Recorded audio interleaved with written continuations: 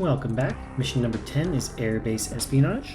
Skipping the cutscene is advised here just so all the enemies start in the same spot, but it's not too big a deal.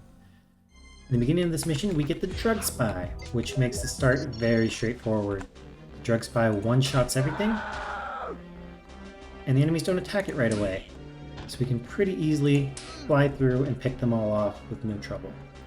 We can afford to miss 2 shots here and still be totally fine, but ideally we miss none. Easy enough. So with all those guys down, we're going to head back here for the patroller, and then we will come patrolling through this door if he's not here already. We're going to wait till he gets out here and wait for the door to close behind him. We do not want any people inside the room to see him get knocked out. So we're just going to chill over here, wait for the door to close. If you're out of DrugSpy ammo at this point, you can use the DrugSpy to just distract him, and then shoot him with the crossbow or punch him out from behind, whichever works. All of them down and the door closed. We're going to head out, grab all the ammo, and our DrugSpy. Thank you. There we go. Head over here for the disguise. Put that on right away. And we're also going to grab these proximity mines. They will be helpful later. So now we're going to put on the disguise and go unarmed. And now we can head into the airbase. We'll start by talking to this woman at the desk, trigger the line of dialogue so she'll open the door for us. And we're going to make a detour into this elevator for the suitcase.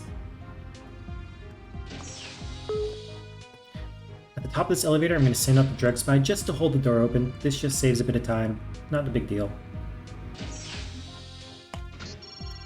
And then I'm going to take out the crossbow. Make sure it's in sedate mode, not instant kill.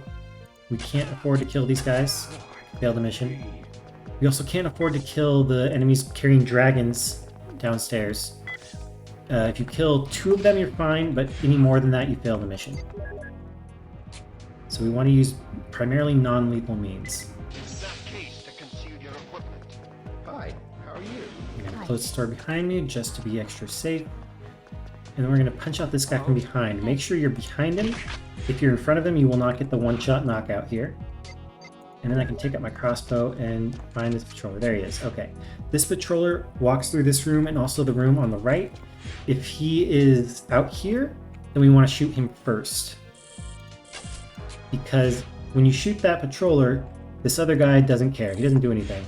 But if you shoot this dark-coated guy first, the patroller will aggro and cause all kinds of problems. So make sure you take out the patroller first, or else make sure he's nowhere in view. Alright, with them down, we're going to go unarmed again and head downstairs. Do not pick up this patroller's dragon. We want to save that for later. I'm going to head over here and find another patroller on this side of the hall over here. Alright. How's things? Hello. I'm going to try and get behind him and shoot him with the crossbow in sedate mode. I could punch him out from behind, but I do not want to pick up his dragon. I prefer to save that for later, but it's not too big of a deal, really. So, knock him out, and now I'm going to plant the proximity mine. We need to make sure this guy's body is nowhere near this back wall. If you can't manage that, then you might want to shoot him in the head after you knock him out, just to make sure his body can't trigger the mine. Okay. But you should be able to just wait for him to troll away. We're going to plant the mine in that back wall, and then we're going to head out over here. Again, don't pick up the dragons. We're going to want those for later. Plant a mine kind of in the middle of the ceiling on this landing. You want to keep it away from the escalators. The escalators can trigger the mine, and this guy's body can also trigger the mine. So we don't want to put it too close to either of those. The ceiling works pretty well. Then we're going to take out the suitcase and head down here and start the objective. Now we're on a timer, but we plenty of time. It shouldn't really be a problem. I'm going to grab that dragon we left behind from earlier, plant it against its back wall as we run through. That should kill some enemies for us. We'll pick up the spare dragon so we have something to shoot. We will have an Avenger from this guy. Hit the terminal and quickly knock out this guy from behind. And now we have an Avenger and a dragon, so we will have something to shoot either way, but I prefer the dragon because I do not like the Avenger at all. I'll talk more about that at the end of the mission when we're waiting on the elevator, but it's preferable to have the dragon. We drop down here, the mine kills those two, Dragon should kill 2 more. Make sure they're both dead. Good. And then we're going to move up. Mine on the landing should kill some enemies. There should be 2 guys in this hallway. Pick them off. Good. And now we're going to fall back to cover and wait for a bit. There they are. Okay. So there are 3 enemies guarding the 4th objective at the end of the mission.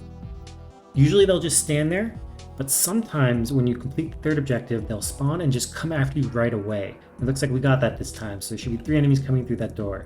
So you want to be aware that this can happen and hang back for a bit so you can fight them from relative safety. You do not want to be caught out in the open or caught by surprise by these 3 charging across the map for no reason.